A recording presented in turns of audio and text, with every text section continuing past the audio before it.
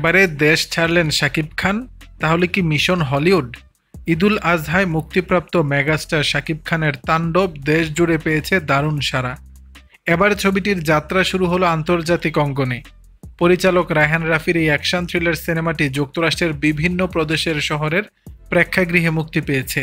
তার 2 দিন পরেই যুক্তরাষ্ট্রের উদ্দেশ্যে দেশ ছাড়লেন এই ঢালিউড সুপারস্টার। শনিবার রাতে ফ্লাইটের ভেতর থেকে নিজের একটি ছবি শেয়ার করেন শাকিব খান। তাতে লেখেন, রোমাঞ্চ যাত্রা শুরু হোক। ছবিতে দেখা যায় সাদা টি শার্ট, চোখে সানগ্লাস ও মাথায় লুলুলেমন ব্র্যান্ডের ক্যাপ পরে বিমানের জানালার পাশে বসে আছেন তিনি। যদিও পোস্টে তিনি নির্দিষ্ট করে বলেননি কেন যুক্তরাষ্ট্রে যাচ্ছেন, তবে ধারণা করা হচ্ছে তাণ্ডবের প্রিমিয়ার উপলক্ষে দর্শকদের সঙ্গে ছবি দেখতেই হয়তো এই সফর। গত 11 জুলাই থেকে যুক্তরাষ্ট্রের হিউস্টন, ক্যালিফোর্নিয়া, বোস্টন, অরল্যান্ডো থেকে শুরু করে অন্তত 10টির বেশি শহরের থিয়েটারে মুক্তি পেয়েছে সিনেমাটি।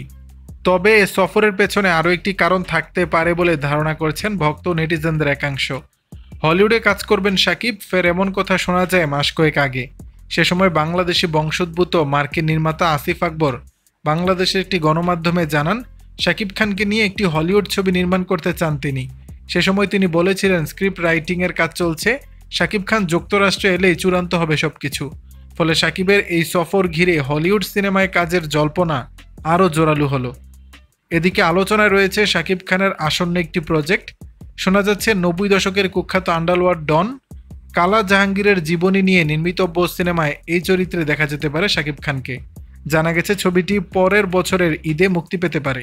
দর্শক, বিষয়টি নিয়ে আপনাদের মতামত জানাবেন নিচের কমেন্ট বক্সে।